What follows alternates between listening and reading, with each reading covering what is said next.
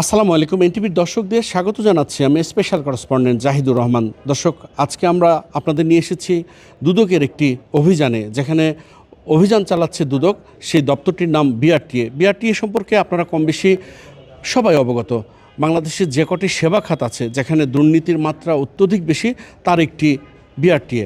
এখানে লাইসেন্স নবায়ন থেকে শুরু করে ফিটনেস সহ যাবতীয় কার্যক্রম, সে যে কোনো ধরনের সেবা গ্রহণ করতেই ঘুষ দিতে হয়, এমন অভিযোগ চাউর, এবং এরকম অভিযোগের ভিত্তিতেই দুদক এখানে অভিযান চালাচ্ছে। আজকে আপনাদেরকে নিয়ে যাব সেই অভিযানে। দর্শক, আমরা আছি সাভারে বিআরটিএর অফিসে। সাভার উপজেলার পাশে অফিসটি। এখানে আমরা আপনাদেরকে দেখাবো যে দুদকের সদর দপ্তরের একটি দল এখানে অভিযান চালাচ্ছে। এখানে তারা তন্ন তন্ন করে সব কিছুই অনুসন্ধান চালাচ্ছে।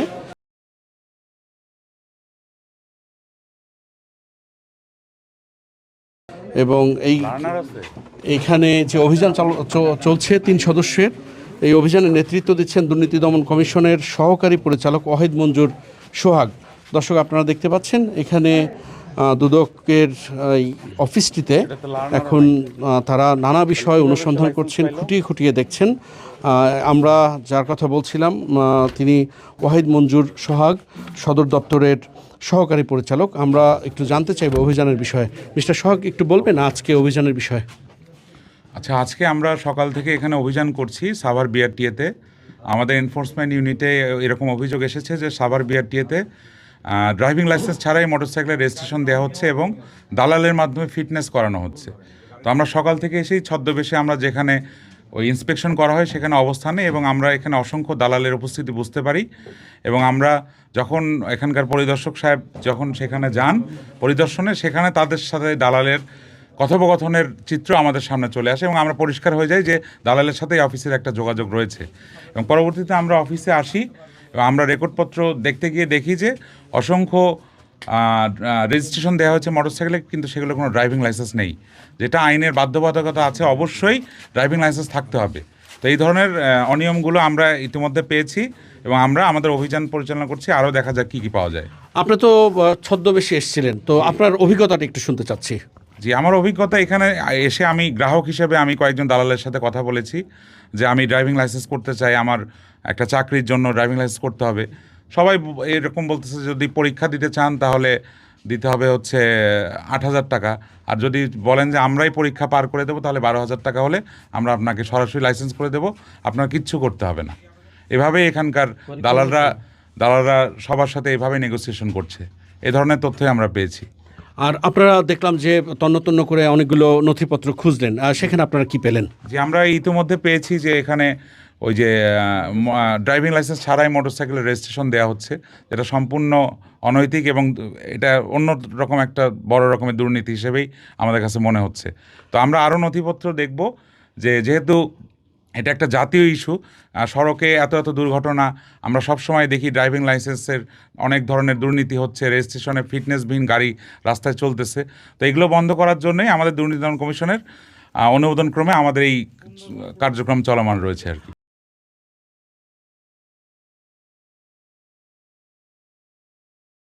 আপনার কি মনে হচ্ছে এইসব অভিযানের মাধ্যমে জনগণের সেবাটা কতটা বিস্তৃত হবে? জনগণের সেবা অবশ্যই বৃদ্ধি পাবে, তবে এটার সময় নেবে, জনগণের মধ্যে সচেতনতা আসতে হবে, কারণ এখন অনলাইন হয়েছে। হয়তো বাংলাদেশের মানুষের শিক্ষাটা এখনও সে পর্যায়ে যায়নি জন্য সবাই অনলাইনে আবেদন করতে পারে না, অনেককে দালালের শরণাপন্ন হতে হচ্ছে। এভাবেই দেখা যাচ্ছে দুর্নীতিটা কোনোভাবেই নির্মূল হচ্ছে না।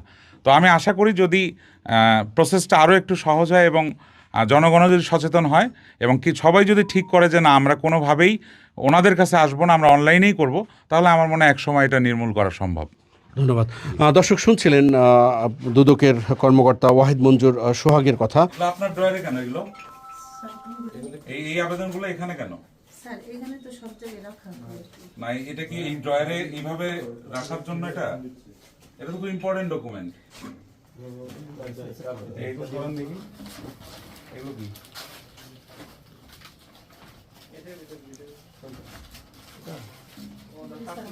না স্যার,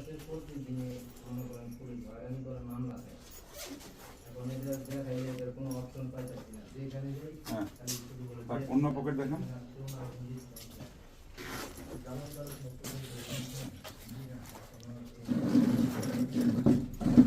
মাঝখানেরটা মাঝখানে আর কিছু নেই। আচ্ছা,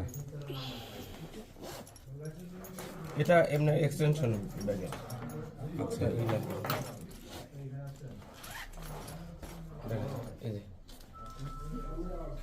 ঠিক আছে। এই যে আপনাদের এখানে কোনো আলমারি নাই? আলমারি ওই যে একটা আছে, অন্য কোনো এখানে তেমন কিছু নেই। আচ্ছা, এটা ঢোকান। আপনাদেরকে যদি আমরা একটু দেখাই, এখানে সেবা প্রার্থীও অনেকে রয়েছেন। আমরা একটু যদি চেষ্টা করি তাদের সাথে কথা বলতে। আমরা একজনকে পেয়েছি। আপনি এখানে কি জন্য এসেছেন? হ্যাঁ, আমার আজকে পরীক্ষা ছিল, ওই যে কী বলে গাড়ির এই রেজিস্ট্রেশনের নবায়ন ছিল। আপনার অভিজ্ঞতাটা বলবেন এখানে। না, আজকে ওনারা যে কার্যক্রম করছে তাতে আমরা অত্যন্ত সন্তুষ্ট যে এভাবে যদি মনে করেন যে প্রত্যেকটা সেক্টরে যদি দুদকের যে এরকম আগমন ঘটে, আর যদি এভাবে মনে করেন যে সব জায়গায় তারা কাজ করে, তাহলে আমরা আমার মনে হয় যে হয়তো খুব দ্রুত আমরা ফলাফল পাবো না, কিন্তু আমি ওনার সাথে একমত যে আমরা একটু দেরি হলেও আমরা এটার ফলাফল পাবো, সুফল পাবো। আপনারা জানেন যে পতিত ফ্যাসিস্ট সরকারের সময় সাবেক সড়ক পরিবহন ও সেতু মন্ত্রী ওবায়দুল কাদের একাধিকবার সময় দুদকে অভিযান চালিয়েছে এবং সেখানে মাসুদ নামে একজন কর্মকর্তাকে বলেছেন যে মাসুদ তুমি ভালো হয়ে যাও। তো এরকম মাসুদরা তো সারা দেশেও ছড়িয়ে ছিটিয়ে রয়েছে। আমরা এখানে কথা বলবো এখানকার কর্মকর্তা যিনি আছেন তার সঙ্গে। আপনি একটু বলবেন যে এই যে দুদকের কর্মকর্তা যে পরিস্থিতির কথা বললেন, এই পরিস্থিতিগুলো কিভাবে ঘটছে? রেজিস্ট্রেশন কয়েকটা ফাইল এখানে দেখা যাচ্ছে যে ড্রাইভিং লাইসেন্স নাই।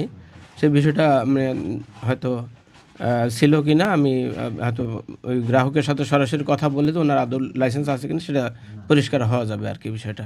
কিন্তু নিয়ম তো হচ্ছে যে লাইসেন্স এগুলি অনেক ফাইলই প্রায় শতাধিক ফাইল চেক করা হয়েছে, সবগুলিতে আছে। এখানে কয়টা 3-4টা মনে হয় ফাইল, 4-5-6টা পাওয়া যায়নি আর কি। এখন ওটা মানে গ্রাহকের সাথে কথা বললে বোঝা যাবে যে উনি আসলে লাইসেন্স দিয়েছিলেন কিনা বা ওনার আদৌ লাইসেন্স আছে কিনা। আর দুদক কর্মকর্তারা যে বলছেন যে তারা নিজেরাও দালালদের মুখোমুখি হয়েছিলেন, তো দালালদের তৎপরতাটা কেমন আপনাদের অফিসে? দালালদের তৎপরতা আমি অফিসে ইতিপূর্বে অনেক ছিল হয়তো, হ্যাঁ, এরকম আমি আসার পর, কিন্তু এখন টোটালি নেই। বিআরটি অফিসটা টোটালি দালাল মুক্ত। এখন বাইরে যদি কেউ আপনারা জানেন এখানে গ্রাহক অনেক আছেন, বিআরটি অফিসে কেউ দালাল আছে এর প্রমাণ দিতে পারবেন না। গাড়ি তো আর বিআরটিসি অফিসে ঢুকবে না, গাড়ি তো থাকবে বাইরেই। দালালরা তো তখন গাড়ি আমি মেইন রোডে দেখি, হাইওয়ে রোডের পাশে ওখানে জায়গা আছে ফাঁকা কিছু, ওইখানে গাড়ি দেখি। কিন্তু কিন্তু দুদকের কর্মকর্তারা তো আজকে মানে সরাসরি এটা করতে গিয়ে পেয়েছেন যে দালাল এরা কারা, এদের ওইটা আমি এখন ওই গাড়ির মালিককে জিজ্ঞেস করলে বোঝা যাবে যে উনি কে, কারণ গাড়ির মালিকের সহযোগিতা ছাড়া তো দালাল প্রশ্রয় পাবে না। না, কিন্তু দালাল কর্মকর্তাদের সহযোগিতা ছাড়াও কি দালালের পক্ষে কাজ করা সম্ভব? হ্যাঁ, অবশ্যই। গাড়ির মালিক তার নিজস্ব প্রতিনিধি তারা আসলে সরাসরি করতে পারে, দালালের শরণাপন্ন হওয়ার দরকার নেই। তো দর্শক শুনলেন তাদের কথা। আসলে বাস্তবতা অন্য। বাস্তবতাটা হলো যে কোনো সেবা প্রার্থী, বিশেষ করে দুদক কর্মকর্তারা বলছিলেন যে অনলাইনে সেবাগুলো পেতে গেলে গ্রাহকদেরকে যেই দক্ষতা এবং সচেতনতা প্রয়োজন, সেখানে সেই বিষয়গুলো না থাকাতেই দালালদের নির্ভরতা বাড়ে এবং আলটিমেটলি যখন দালালরা যখন এই কার্যক্রমগুলো করেন তখন বাধ্য হয়ে তাদের দৌরাত্ম্য যখন বেড়ে যায়, তখন বাধ্য হয়েই সেবা গ্রহীতা কিংবা সেবা প্রার্থীদের কিন্তু দালালের শরণাপন্ন হতে হয়। দর্শক, এখানে যেই কর্মচারীরা আছেন আপনারা দেখতে পাচ্ছেন, দুদকের কর্মকর্তারা নিবিড়ভাবে তাদের তল্লাশি করছেন। তাদের যেই টেবিলের যেই ড্রয়ার আছে, ড্রয়ারগুলোকে পরিদর্শন করছেন। এছাড়াও তারা বিভিন্ন নথি পর্যালোচনা করছেন যে এইখানে কী পরিস্থিতি হয়েছে অতীতে, বর্তমানে কী পরিস্থিতি, সেগুলো তারা দেখছেন। আর তারা সাধারণ যারা গ্রাহকরা আছেন, সেবা গ্রহীতারা আছেন, আমরা একটু চেষ্টা করব তাদের সাথে কথা বলতে। আপনি কী জন্য এসেছেন? আমি লাইসেন্স নিতে এসেছি, স্মার্ট কার্ড যেটা পাবো আমি। আমার ডেলিভারি স্লিপ হলো আমি অনেক দিনে দিছি, এখন পাইতাছি না এখানে, এই আর কি। আপনি দালাল ধরেছেন? না, আমি দালাল ধরিনি। আমি অনেক আগে রিনিউ করছি। আমি দালাল ধরে না, আমি ডাইরেক্ট আপনি আমি ওর লাইসেন্সে কার্ড নিতে আসছি আর কি। দালাল ধরেন নাই? না না জি না, আমার লাইসেন্স আরও 1 বছর আগে হয়েছে, কিন্তু কার্ড এখনও ডেলিভারি হয় নাই। আপনি? আমিও লাইসেন্স নিতে আসছি। হ্যাঁ। আমি কোনো দালাল ধরি না, আমারটা নিজেরটা নিজেই। দালালদের তো তৎপরতা আছে এখানে নাকি? আমি এখন তো পাই নাই স্যার। আপনি বলছেন পাননি, কিন্তু দুদকের কর্মকর্তারা তো পেয়েছে। না, আমি তো এই যে কেবল আসলাম, আমার অনেক দিনের ডেট ছিল। আমি তো এই যে আজকে একটু আগে আসছি আমি। আচ্ছা আচ্ছা। আমারটা ডেলিভারি ওই যে চেক। আপা, আপনার সাথে একটু কথা বলি। আপনি এখানে কি দায়িত্বে আছেন? অফিস সহকারী কাম কম্পিউটার মুদ্রাক্ষরিক। দালালদের তৎপরতা কেমন আপনার অফিসে? আমাদের এখানে নেই। আপনি কি দুদকের অভিযানে মানে একটু ভয় পেয়ে গেছেন? আপনার কণ্ঠস্বরটা একটু অন্যরকম লাগছে। না, বলেন, সমস্যা নেই।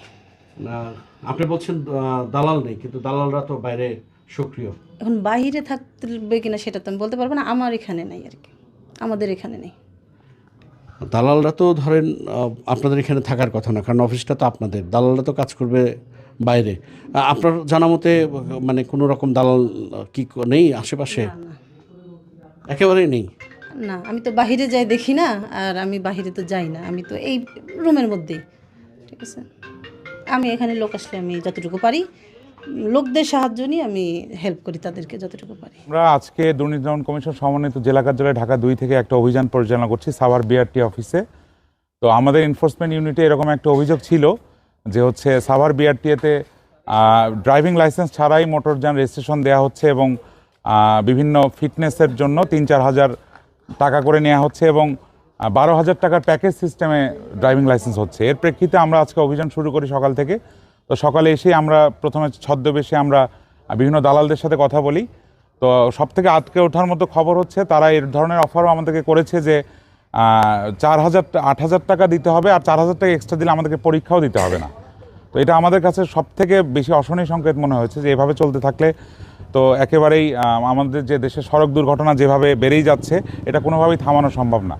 পরবর্তীতে আমরা দালালদের সাথে কথা বলে যখন আমরা ওখানে মোটরযান পরিদর্শক ওখানে যায়, মোটরযান পরিদর্শকও দেখলাম যে দালালের সঙ্গে বিভিন্নভাবে চোখের ইশারায় বা বিভিন্ন অঙ্গভঙ্গির মাধ্যমে গাড়ি দেখিয়ে দিচ্ছে যে এই গাড়িটা ওই গাড়িটা।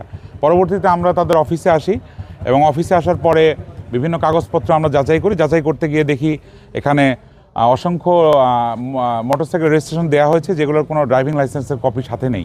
তো যেটা একেবারেই আইনের লঙ্ঘন। তো এইসব নথিপত্র আমরা সব এখান থেকে সংগ্রহ করেছি। এগুলো দিয়ে আমরা আমাদের কমিশনে দ্রুত প্রতিবেদন দেব এবং এই ধরনের অনিয়মের বিরুদ্ধে কঠোর ব্যবস্থা নেওয়ার জন্য কমিশনের কাছে আমরা প্রতিবেদন দাখিল করব। আর সেই প্রতিবেদন নেওয়ার পরে আশা করি কমিশনের নির্দেশক্রমে আমরা বিআরটি কর্তৃপক্ষকে এসব অনিয়মের বিষয়ে জানাবো এবং তাদের জড়িত কর্মকর্তাদের বিরুদ্ধে কঠিন ব্যবস্থা নেওয়ার জন্য আমরা শক্তভাবে আমরা আমাদের প্রতিবেদনে উল্লেখ করব। দর্শক, এতক্ষণ আপনারা আমাদের সঙ্গে ছিলেন সাভারে বিআরটির অফিসে দুদকের অভিযানে। নিশ্চয়ই আগামীতে নতুন কোনো বিষয় নিয়ে আবারও হাজির হবার চেষ্টা করবো আপনাদের সামনে। ততক্ষণ পর্যন্ত সবাই ভালো থাকবেন, সুস্থ থাকবেন, এনটিভির সঙ্গে থাকবেন। আল্লাহ হাফেজ।